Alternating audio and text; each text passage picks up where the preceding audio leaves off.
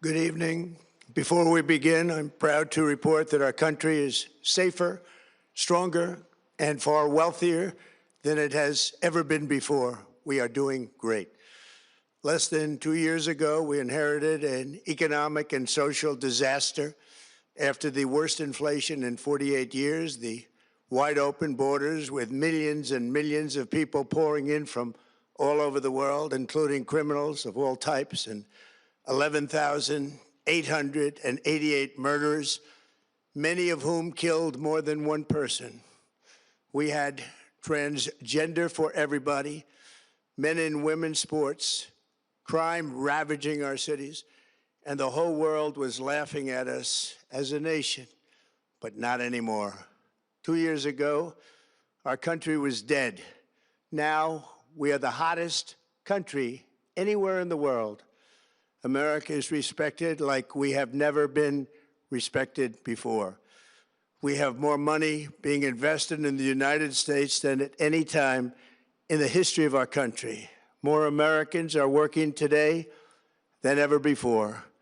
This week it was announced that inflation saw the largest monthly decline in more than 6 years. Just happened. It was just given out. The media reported it, and we accept it. The best in 6 years. The tax cuts in our great, big, beautiful bill are saving hardworking families thousands and thousands of dollars, like with the provisions, no tax on tips, no tax on overtime, and no tax on Social Security for our great seniors, along with the interest deduction on a loan used to purchase a car, but only if that car is made in America, and a 100% expensing for our job-creating businesses. Our stock markets are at their highest point in many years, but we can actually say of all time. And your 401ks, pensions, and retirement accounts are setting records every single day, the highest in history. For years, we paid the highest price for prescription drugs anywhere in the world. Now we pay the lowest price under my most favored nation's policy because I was able to get the rest of the world and the pharmaceutical companies to act responsibly. Drug prices are coming down by 70, 80, and 90%.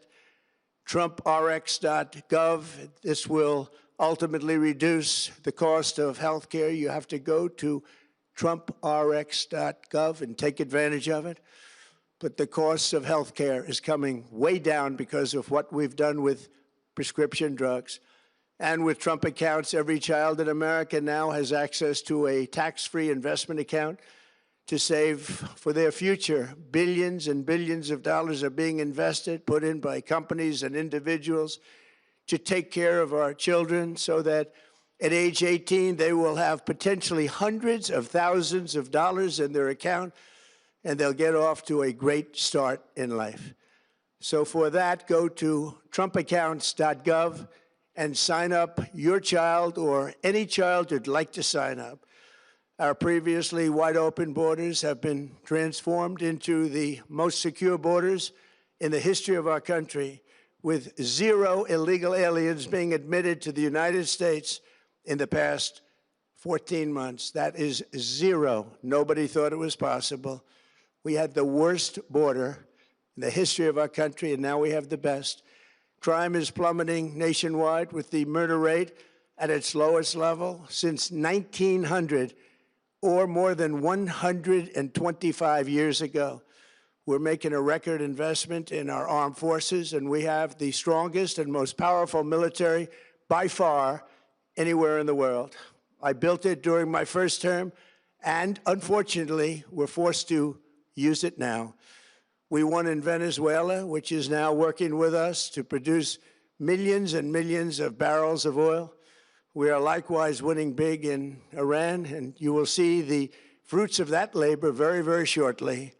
America is back and doing really well, but we still have a major challenge that must be urgently addressed because no country can be great without fair and honest elections. You have to trust your country, because if there can be no trust, there can be no greatness. And that's very simple. No trust, no greatness.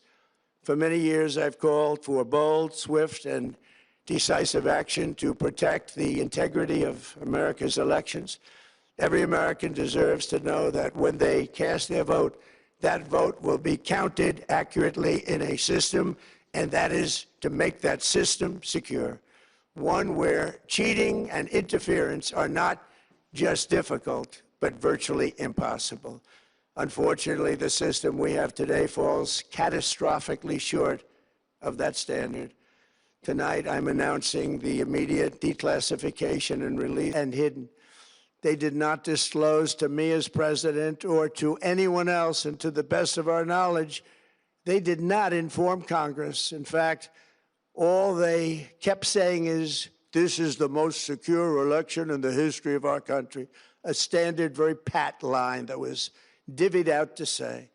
The cover-up of this colossal security breach is even more disturbing in light of the additional information showing that China engaged in other election-related activities to undermine my first administration and our 2020 campaign. They did not want, and they just didn't want it. They fought like hell not to have it, Donald Trump, to win, and for good reason. As the documents we are releasing show, CIA reporting explicitly stated, and I quote, in mid-2018, the Chinese Communist Party's policy was to leverage all domestic and foreign elements that were opposed to the U.S. president in an effort to reduce the U.S. president's votes and make him resign or prevent his re-election. Isn't that nice? Also, in mid-2018, China was working to influence the results of the U.S. midterm elections and later the results of the 2020 presidential election itself. Separately, in mid-2019, the Chinese government's strategy against the United States was focused on undermining domestic confidence in the U.S. president. They wanted to just make you sound like your president wasn't so hot, when actually your president has done a great job, and they did everything possible to do exactly that. Going on, this document says, and this is by the CIA, the strategy included efforts to use Chinese contacts with big U.S. companies to influence U.S. business leaders to turn against the President of the United States of America. The Chinese government sought to identify U.S. journalists who had reported negatively on the U.S. president and pay them large sums of money to write more negative articles about him, as many as they could, and they didn't care what they said. The Chinese government wanted U.S. president to lose the next election, and the reason they wanted me to lose is because they knew I was wise to them, charged them billions and billions of dollars worth of tariffs, and built the strongest military anywhere in the world. We have the strongest military anywhere in the world. These are exact quotes from the CIA reporting. The name of the person doing the quote is now under review, but it gets even worse. Raw intelligence obtained by the FBI in 2020, yet buried by rogue bureaucrats, stated that China's activities even included an attempt to manufacture illegal ballots for Joe Biden. Documents show that during this period, dozens of significant CIA and NSA reports about China's election targeting were kept out of the presidential briefing. These were briefings I would get almost every day. Everything was kept out that was of importance. One email among intelligence analysts admitted that they had, quote, deliberately massaged the presidential daily briefing to withhold information regarding Chinese activities related to the election. Another official inside the FBI wrote that she was running, quote, a shadow government, unquote, to keep intelligence about China's election meddling from becoming known and to keep it away from the honorable press. Other officials who witnessed such efforts perceived the motivations to be blatantly political. Recently, we found significant numbers of burn bags in formation, and this is a group of bags that were used to destroy information given by President Barack Hussein Obama to be burned. It was supposed to be burned. These bags were supposed to be at a different level by different people, incinerated and checked, but it never happened. Maybe we got lucky. We believe this was not done on purpose, but rather through gross incompetence of the people that were supposed to burn the bags. But the findings are stunning. Today, I'm asking the Office of the Director of National Intelligence, the Department of Justice, the FBI, and the CIA to investigate how and why such crucial information was hidden, to fire those involved in the cover-up, and to file criminal charges, if appropriate, against these people. Yet concealing China's meddling was only the beginning. The third set of documents we are releasing proves that for many years, Americans were blatantly lied to about the security of our election infrastructure, including electronic voting machines and ballot counting systems. Dishonest, almost all. They're vulnerable and they're easily compromised, and people within our government knew that. Tonight, we're publishing a series of previously classified U.S. intelligence community assessments and other reports proving that our government has long known these machines are extremely exposed to attack. As one assessment states, we judge that the United States adversaries, including at a minimum Russia, China, Iran, North Korea, as well as non-state groups, have the capability to compromise U.S. election infrastructure. That's unquote, but that's some statement. Great patriots of our country. The document goes on to further state that, quote, we assess that centralized election-related data repositories, such as voter registration databases, poll books, and other official election websites, are most vulnerable to exploitation, and adversaries could use this access to these systems to disrupt election processes within the United States of America. Tonight, we're releasing all of those findings, and spanning from January 2020 to June 2026, this is a cyber threat aimed at the very heart of our democracy. Many people have questioned whether it could actually be possible to electronically manipulate vote totals or change election results on these terrible machines. Today, we are releasing documents that show the CIA obtained reporting of a specific plot to do a big number in favor of the corrupt Maduro regime in Venezuela. And that's exactly what happened, conspiring to digitally rig their own country's elections in 2020, and that's what they did. This reporting included precise details about methods to regime develop to digitally alter vote totals in ways that could not be detected even with an audit, no matter how deep they went. This intelligence underscores why we must take urgent action to ensure that our own system can never, ever be hacked or compromised like it was in the past. The fourth set of documents reveals that even when significant evidence of fraud has been detected, it has been buried and covered up. Among the disclosures tonight are FBI files detailing evidence of alleged fraud by a large-scale voter registration operation in Michigan. In 2020, Michigan State Police raided a Democrat Get Out the Vote organization, corrupt group in Muskegon. And we're so concerned by what they found. They were just so concerned, they couldn't believe it, actually, that they contacted the FBI in Detroit. The documents state that some canvassers admitted to FBI agents that they signed voter registration forms in other people's names, submitted fraudulent registration for people who did not exist, and received gift cards tied to their number of applications that they produced. In other words, it was pay, play, and cheat. The FBI agents working on the case believe that crimes were committed, yet the Biden Department of Justice slow-walked the investigation and killed it. Tonight, I'm asking the FBI director to ensure that the matter is fully investigated and to work with the Department of Justice to prosecute those responsible for any crimes.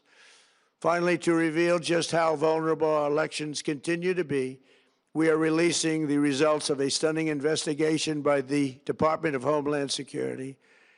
According to the DHS review, state voter rolls and public records, they identified approximately 278,000 non-citizens who are registered to vote in federal elections. Since Democrat states refuse to share their voter files, the real number is actually much higher than that. Yet, even this limited analysis found more than 250,000 foreigners illegally registered to vote. Put together, these disclosures reveal an election system so broken and so vulnerable that no one can possibly defend it. It is not defensible. Hundreds of millions of U.S. voter files are in the hands of foreign governments. Our machines and ballot counting systems are exposed to hacking and manipulation and corruption. China and other countries have been trying to meddle in our elections. Evidence of fraud has been buried. Hundreds of thousands of non-citizens and dead people are listed and active on the voter rolls, and yet we still have elections with no voter ID, no proof of citizenship, and tens of millions of ballots floating aimlessly through the mail. As one example of the insanity, California's recent election for mayor of LA and governor was held on June 2nd, a long time ago, but it was just completed a few days ago on July 10th. Think of that, much more than 1 month. Took a month to count the votes. I wonder what they were doing. This is worse than any third world country. There's no third world country that has elections like we have. In a rare move, NBC and ABC Fake News have both said that they would not cover this speech. They knew what it was about because of the fact that they don't like the topic, because they know how corrupt our system is and they don't want to reveal it. They and others in the media are part of a plot. They want to continue this fraud for whatever reason. They want to keep it going. They want to protect the radical left. They can't have a great country, and that's true. You can't have a great country without free and fair elections. Fraud like this should mean a revocation of their licenses. They use our public multi-billion-dollar in value airways for absolutely no money. They pay nothing. All we want is honesty in our elections and honesty in reporting. They pay nothing for multi-billion-dollar assets. Great damage has been done to our country. Our elections were left vulnerable to being rigged and stolen, and the trust of the American people was lost. This cannot be allowed to continue. Every American, whether you're a Republican, Democrat, Independent, or otherwise, should be able to agree that we deserve the most secure, honest, and fair election system anywhere in the world.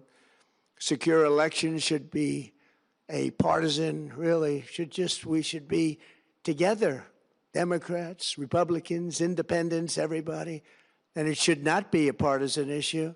It should cause to unite us, not to divide us. This should be a cause. We should be united, not divided. In light of the brand new and irrefutable information I have revealed tonight, my administration is in the process of notifying the states whose election data was compromised by the People's Republic of China and many others. We will be working closely to mitigate any harm, and we're taking swift action to ensure that sensitive voter data is better protected so we can never be bought, we can never be hacked, and we can never watch a stolen election again. Tomorrow, the Secretary of Homeland Security will hold a briefing to outline his department's recent work confirming cyber vulnerabilities in our electronic voting systems. They are bad. We're in the process of informing governors, senators, and members of Congress of potential issues in their states. If you look at voting today, it's in such bad shape in so many states, and we are committing to fix it. And we're also committing to be working with those states and local jurisdictions to help them fix and patch known technical vulnerabilities before the midterm elections. We have very important elections coming up. We want those elections to be honest. I've also ordered DHS to notify every state about non-citizens on their voter rolls and direct them to remove all ineligible voters from the lists immediately. But most importantly, addressing this crisis of election security demands that Congress must pass the Save America Act. How easy is that to do unless you want to cheat? The only reason you wouldn't do it is you want to cheat because your policies are so bad and your candidates are so pathetic that you can't get away or can't get elected any other way. This landmark bill requires that all voters must show photo voter ID. How simple is that? Could I have your photo, please? Photo voter ID. All voters must provide proof of citizenship. Are you a citizen of our country, please? And hopefully there will be no corrupt mail-in ballots, which if you watched California and so many other places, mail-in ballots are inherently corrupt. So you would have no mail-in ballots except for illness, disability, military deployment, or travel if you're going away on business or vacation. These reforms are urgently needed to stop the vulnerabilities that I've mentioned. To all Americans, I ask you to pick up your phone tomorrow, call your representatives in the House and Senate, and demand that they pass the Save America Act without delay. Together, we will restore faith and confidence in our country, and we will be bigger, better, and stronger than ever before. Thank you. God bless you. God bless our great military. And God bless America. Thank you very much.